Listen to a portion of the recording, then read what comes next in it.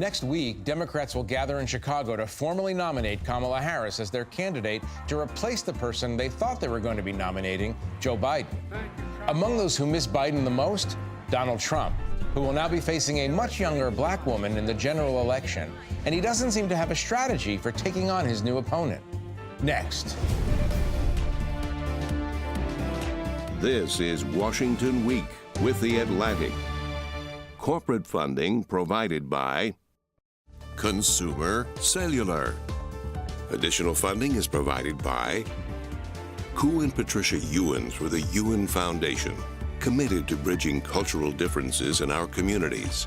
Sandra and Carl DeLay Magnuson, Rose Herschel and Andy Shreves, Robert and Susan Rosenbaum, the Corporation for Public Broadcasting, and by contributions to your PBS station from viewers like you. Thank you. Once again from Washington, Editor-in-Chief of The Atlantic and moderator, Jeffrey Goldberg. Good evening and welcome to Washington Week. So we're heading into deepest August. It's 80 days until the election, and everything is so different than it was at the beginning of the summer. It's hard to remember, but way back on June 27th, the country was facing the prospect of two elderly white men facing off in November, and only one of those white men was riding high at the time. But now it's Kamala Harris who has the momentum, and Donald Trump's campaign seems, at least to me and the other obsessives who track these kinds of things, heading for a shakeup. I'll talk about this and a lot more with Susan Glasser, a staff writer at The New Yorker. Zolan Kanno-Youngs is a White House correspondent for The New York Times. Tarini Parti is a national politics reporter at the Wall Street Journal. And Chuck Todd is NBC News' chief political analyst. Thank you all for being here. I know you're all off to Chicago soon. The unlucky people who have to go through O'Hare in the summer. But I'm glad to have you here. Let me start with Susan, because Monday night at the convention is going to be Joe Biden night. Right. And, you know, we really haven't thought about him a lot in the last few weeks, but you've been tracking this. I want you to just take a look at something that Biden just said. It's very interesting. I served in the Senate for 270 years. I know I only look 40, but I'm a little bit older. The longest time I was too damn young because I was only about 29 when I got elected. Now I'm too damn old. So I'm not asking you to do sort of geriatric psychiatry here, but he seems loose and maybe not happy, but in an accepting mode. What's your read of Biden and his mood as he enters this very important week in his life and the life of the Democratic Party? Well, that's right. I mean, look, his legacy in many ways is riding on the outcome of this election, even though he's not running in it. And certainly, you know, if Kamala Harris doesn't win, there will be plenty of recriminations that find their way to Biden. And conversely, if she does win, people will hail him for having made a decision to step aside in favor of, you know, the greater good of defeating Donald Trump. And he's already said that. But that event where we just saw the clip from, Jeff, it was very interesting. It was the first time that Biden has appeared in public with Kamala Harris since he announced this incredible decision. It was quite a while ago, actually. Yeah, it's been more than 3 weeks.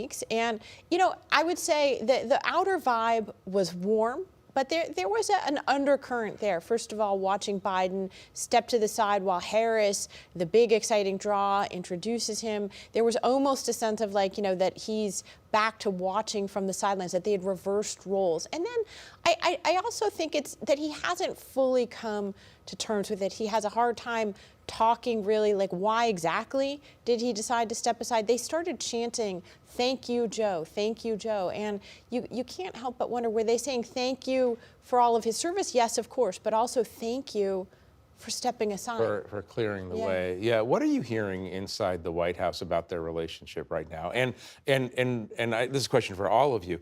What role are we going to see Joe Biden play in the next 80 days? Yeah, that's right. I mean, when it comes to the president and the vice president, you know, everything that we hear is still that relationship is good. You still see the vice president, as she's hit the trail, still being gracious towards President Biden. But there's also still a defensiveness when you kind of broaden your contacts to those throughout the White House. A reporter asked President Biden this week what he thought about the potential that the vice president would break away from his economic messaging and his economic agenda. And he was very quick to say that she would not do that. He snapped at another reporter who brought up the newest inflation numbers, saying, will you finally sort of write about this? There's still a sort of defensiveness around his agenda, his domestic agenda. I think that when you talk to White House officials, they still feel like they didn't get enough credit for some of the domestic policies that, to be quite honest, the vice president is somewhat running on right now. I mean, she released an economic agenda, but it does very much mirror President Biden's. A difference in scale and, importantly, difference in tone, in rhetoric. That's the primary difference between the two candidates. What's the hardest thing for the two of them to go forward together? What's the hardest part of this relationship? Well, I think that he's not an asset. All right, I think he's a liability with voters. And I think the hardest part is going to be him accepting that he's not going to be used on the trail. So stay with that. So Monday night, big Joe Biden night. Yeah, and then Tuesday night, we don't hear anything. We might not hear Joe Biden's name again.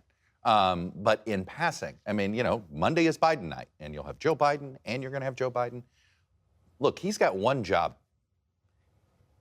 Go get a ceasefire deal. That is literally, there's one thing he can do. Before the convention starts? Whenever, just get it before college campuses totally come in, before the start of the fall campaign, which is essentially in the next week. That's the one thing he can do. But I think the toughest part of this relationship is going to be, they're not going to want him on the trail.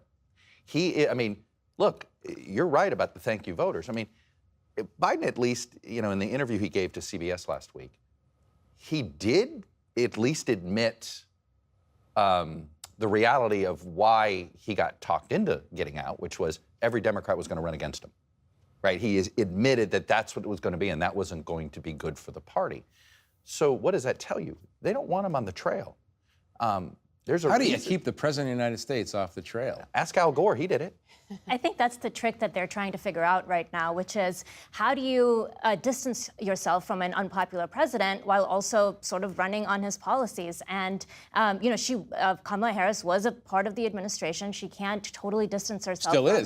She is, even though she's out on the campaign trail and putting out her own policies. As Zolan said, they're essentially building on what Biden has already done. And so, it's got to be somewhat awkward for both of them. And even though they're trying to portray this very warm relationship, everything is all right. I'm sure at the convention, we're going to see some of this awkwardness at play here, because the convention for all these months was being set up to be headlined by someone else. Right. You've covered Kamala Harris since 2019. What's something we don't understand about the relationship between Biden and Harris? I think the biggest factor was that they really had no relationship, at the start. And they had to build a relationship. And from what I've heard, there was obviously the debate moment that everyone remembers. And so the relationship, one could argue, didn't get off to the best start. The person who sort of connected them was Biden's late son, Beau Biden, who knew Kamala Harris. And other than that, they didn't really know each other. So the first year with COVID and being stuck at the White House, they started getting to know each other. Eventually, they did establish a working relationship. They did get closer, but they had to start from scratch. Right. So, Chuck, I want to ask you this. This election has moved from Trump being favored to sort of toss up, and now there's like this feeling, and again, these are feelings. And we don't use the word. We're not using vibe. This is a vibe-free zone. We're not only feelings, not vibes. Yeah, feelings is the old-fashioned way of saying it. So there's a feeling that Kamala Harris has the momentum. It doesn't mean anything until you actually start looking at votes. But you have this theory that 2024 could be 2016 in reverse. What do you mean by that? Go into that a little bit. It's sort of, look, what did Donald Trump benefit from in 2016? He just simply was something the country hadn't tried before, period. And against Hillary Clinton, she was the incumbent without being an incumbent. Yeah. She was seen as sort of, well, we know exactly the type of president she's establishment. She's the wife of one president, the Secretary of State for another. We know exactly what it's going to be. It's going to be kind of status quo-ish or whatever it was. And even though he was slightly more unpopular than she was, he ends up winning more of those sort of hold-your-nose voters because he was new and they thought they tried. Now we're in a different, He's now the incumbent without being an incumbent, right? You don't get any of the upside of incumbency, but suddenly now he gets all the downside of it. And she's something we haven't tried. And if you look at it, we've been a nation that has not liked the direction that the country's been going in for basically 2 decades, but for like one blip in the first 2 years of the Obama administration. But polls have sustained, it's been a sustained thing. Anywhere from 55 to 70% of the country says we're heading in the wrong direction, which explains why we keep changing presidents. Right. So you're not going to, that's Donald Trump's challenge now, is that suddenly he's the incumbent. Against Joe Biden, We have a single term changed. followed by a single term followed by By the way, a new. we are going to have 2 terms. We haven't done this since the 19th century. Yeah. And, we may end up doing 3 or 4 one-term presidents in a row if we continue to be a nation sort of unsatisfied. The narrow swing voters are all voting against. They don't vote for, right? They voted against Hillary Clinton. That benefited Donald Trump. They voted against Donald Trump. That benefited Joe Biden. It looks like right now it's setting up to be an election that's more about Donald Trump than about Kamala Harris. Zolan, it's interesting. It's kind of amazing to think of Kamala Harris as the agent of change or the new flavor. I mean, senator, AG before that, vice president, 3.5 years. I think it almost speaks to sort of how frustrated the Democratic base was too, just how energetic they are that there was this kind of change on the ticket. Because quite honestly, Starving people crackers, right? right? Because quite honestly, when you talk to Democrats, when you talk to people that have known Vice President Harris for a while, often they'll say this is somebody that absolutely represents the Democratic sort of establishment. I mean, she was a DA, then AG, she, was a senator. Obviously now Vice President. She does mainstream liberal opinions about a whole basket of issues. And she does represent the incumbent president. I mean, she's his number 2 as right. well. So, I mean, she is still a part of that establishment. But I think this leads to a question here of this energy we're seeing when it comes to Kamala Harris and the Democratic Party. Is that simply energy connected to the change in the ticket now, or is it there to last? Right. Susan, I want to read something that you just wrote about the relationship, this almost psychological relationship between Donald Trump and Joe Biden. If Biden is not yet Harris's cheerleader-in-chief, these last few wild weeks have established that there is no better surrogate for her campaign than Trump himself. Practically every time Trump has opened his mouth since Biden stepped aside, the ex-president has made the case for his own manifest unfitness for office. What better assistance could she ask for? What's going on with, I want to stay on this for a couple minutes because it's important. It seems like Donald Trump is having, obviously everything about Donald Trump is tumultuous and even chaotic, but it seems like he's having a particularly hard time getting adjusted to this new reality. What's going on here? Yeah, Jeff, I think that is an important caveat. It's not that Donald Trump was super hinged and now he's become unhinged, or, you often hear now Republican surrogates, Republican officials saying, oh, well, if only he would talk more about policy and be disciplined. Well, that's like saying if only pigs could fly, in the sense that Donald Trump has never been a model of policy-oriented message discipline. But with that caveat, I think— That might be the greatest understatement you've ever made, actually. I appreciate that. Yeah, you're welcome. But I do think it's an important point that you're making, because we're all observing it in real time. Donald Trump has talked about Joe Biden far more than the Democrats have. To Chuck's point, the Democrats have largely deleted Joe Biden's name from any even mention of it. It was very, it did not. It's kind of ghosting. He's out of the chat. Tim Walz, when he was introduced as the vice presidential running mate of Kamala Harris, he actually thanked her for bringing back the joy. I don't know that he meant it as an explicit barb at Joe Biden, but it's certainly read as one. Donald Trump talks about Joe Biden constantly. He is also frenetic almost with the shifting of the media's attention and the public's attention, the excitement and crowds that Kamala Harris have generated. He has demanded basically pull the spotlight back to me, me, me. And of course, when Donald Trump then talks and talks and talks, as he did just yesterday, he gave another press conference at his home in Bedminster. And, this is the opposite of a disciplined, focused message about Harris. He's making the campaign about himself in a way that is very likely to benefit the Democrats. So what are the things, go quickly. No, I just want to go, I had somebody tell me that the reason why he's obsessed with Biden is now he can never avenge 2020. And he is single-minded about it. And defeating Joe Biden in 24 would allow him to say, see, I was right. There's no way he could have beaten me or whatever. Now, it's always there.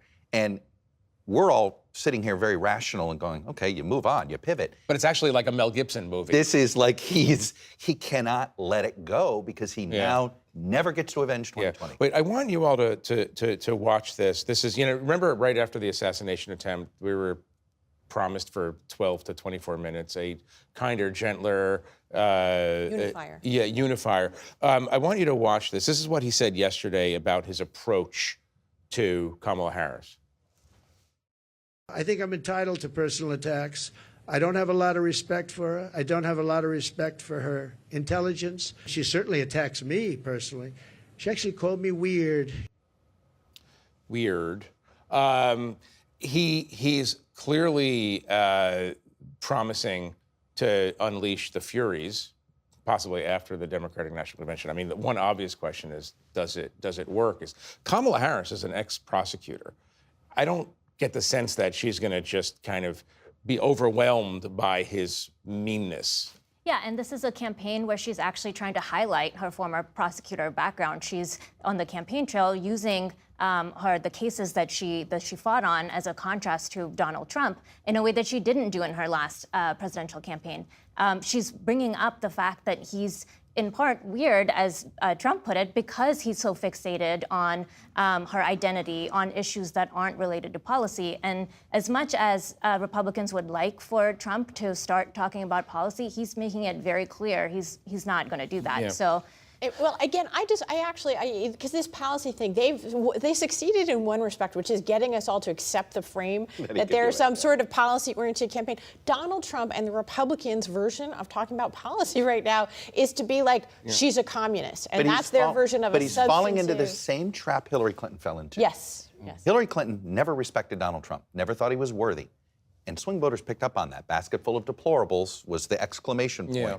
And but it's now reversed. It's now reversed. He doesn't, and that's going to turn swing voters off, that he doesn't respect her. I want to read you something that Donald Trump posted on Truth Social this week. I'm going to read the whole thing. It's quite long. We might have to preempt Antiques Roadshow for this, but it's worth it. This was a post in reference to crowd size, which is, of course, his main fixation, crowd size of Kamala Harris.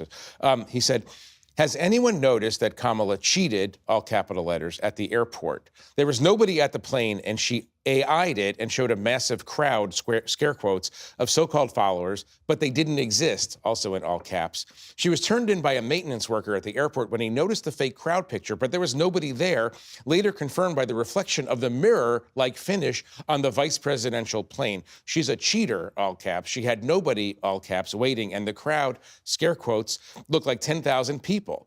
Same thing is happening with her fake crowds at her speeches. This is the way the Democrats win elections, by cheating, again, all caps, and they're even worse at the ballot box. She should be disqualified because the creation of a fake image is election interference. Anyone who does that will cheat at anything. So I read this and I was like, and I'm a student of the writing style of Donald Trump, and I thought, whoa, this is a man who has lost control, or who believes he's lost control of the narrative. Susan? Jeff, if it was anyone you knew, you would be deeply concerned about them. Not only. If my mom sent me this? Yeah. Probably drive over I don't there. think your mom would do that. No, I don't think my mom thinks about crowd size as much as Donald Trump. But the point is, it's not just the casual lying or the slinging or the invention of bizarre conspiracy theories, but it has the feeling of an act of self-harm as an effort to gain attention no matter what. And I think that, it's been undercovered. And I know that we are all inured to Donald Trump's excesses now that we're 9 years into this show. And I know that you have to get more and more attention in the 9th season of a failing show, but the truth is, this in any other context would be an extremely significant. But guess what happens in the 9th season of a show like Celebrity Apprentice? Yeah, it got the ratings canceled. go down. Yeah. Gary Busey doesn't do it anymore, right? It is. No matter how. Yeah, and that's, no matter how many Shark Tanks you jump. Exactly, and that's what it feels like here. The shtick is wearing thin.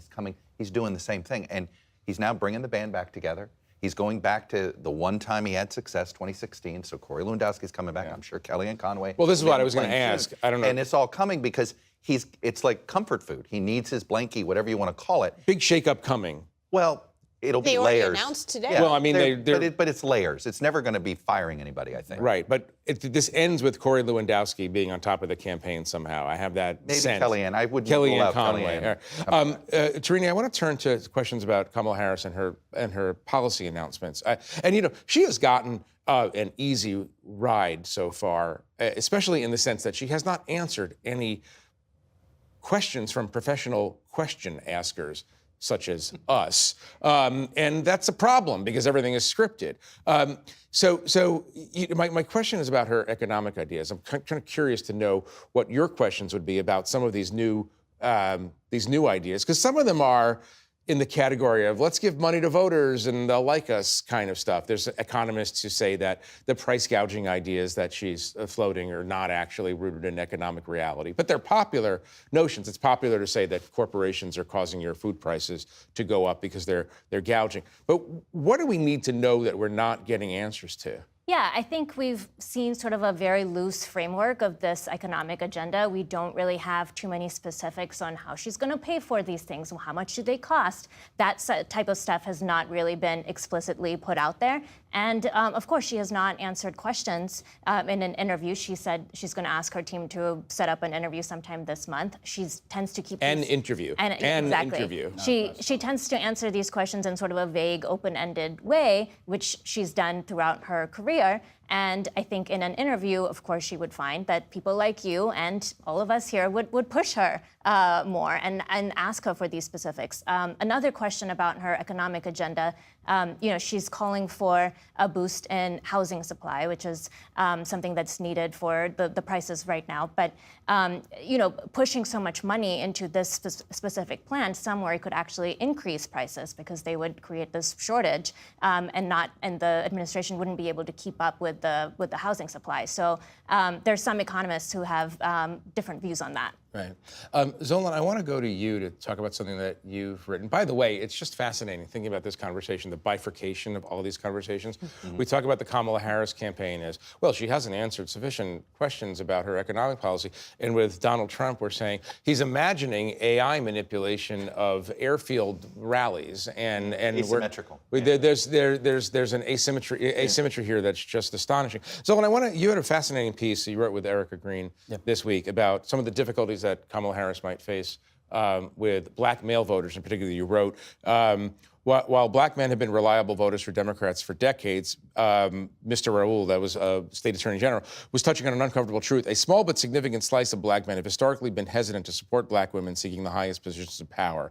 The numbers are on the margins, but could be crucial to carrying Ms. Harris to victory in November. How serious a problem is this when we're talking about maybe tens of thousands of people deciding this election in 3 states? I mean, look, when it comes to swing states, it may be slight, but it's significant. You need all the votes that you can get. And I can tell you this is something that's been on the vice president's mind, too. Starting in early 2023, we reported that there were people in the White House that definitely were paying attention to polls showing lagging support among black voters, but specifically black men. And she was inviting business leaders in the community, black men who are leaders of civil rights organizations, to the residents to sort of hear their concerns. That story wants to tap into something too. There's sort of 2 layers to this.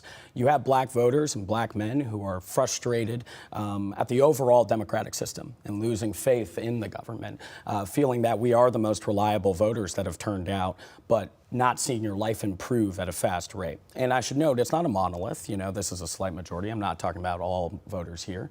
But then you also have on that call, what I thought made that interesting and different than some of the other calls that were happening for her, where you have elected officials and just leaders and voters themselves also confronting this uncomfortable truth that for some, in the community, being a sort of leader of your household, a black male leader, was not synonymous with standing behind a black woman. Right. And when you talk to scholars, when you talk to academics, and you talk to leaders, politicians, there's a long history of that you can't talk about politics in the black community without talking about the church and a streak of social conservatism. Right. Tarini, in the few seconds that we have left, you cover this campaign on a very granular, very detailed way. How much are they focused on actually getting out the black vote in the crucial swing states especially? I mean, they have Are they to. ready for this? Yeah, they have more of a ground operation than what we've seen from Trump right now. And all of the ground operation that Biden built out, spent all these months building out, now Kamala Harris has just inherited. So, she has the starter pack ready to go, and she needs to turn out the black vote in particular. Right, right.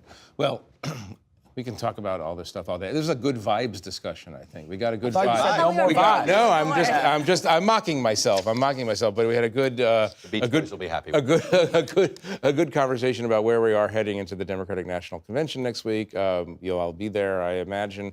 But I'm sorry to say that we need to leave it here for now. And I want to thank our panelists for a great conversation. And again, I wish them well at O'Hare in summer. And to our viewers at home, those at O'Hare and those not, thank you for joining us. For more on Kamala Harris's economic policy, visit theatlantic.com. I'm Jeffrey Goldberg. Good night from Washington. Corporate funding for Washington Week with The Atlantic is provided by Consumer Cellular. This is Sam. How may I help you? This is a pocket dial. Well, somebody's pocket. Thought I'd let you know that with Consumer Cellular, you get nationwide coverage with no contract. That's kind of our thing. Have a nice day. Additional funding is provided by Koo and Patricia Ewan through the Ewan Foundation, committed to bridging cultural differences in our communities. Sandra and Carl DeLay Magnuson, Rose Herschel and Andy Shreves, Robert and Susan Rosenbaum, the Corporation for Public Broadcasting, and by contributions to your PBS station from viewers like you. Thank you.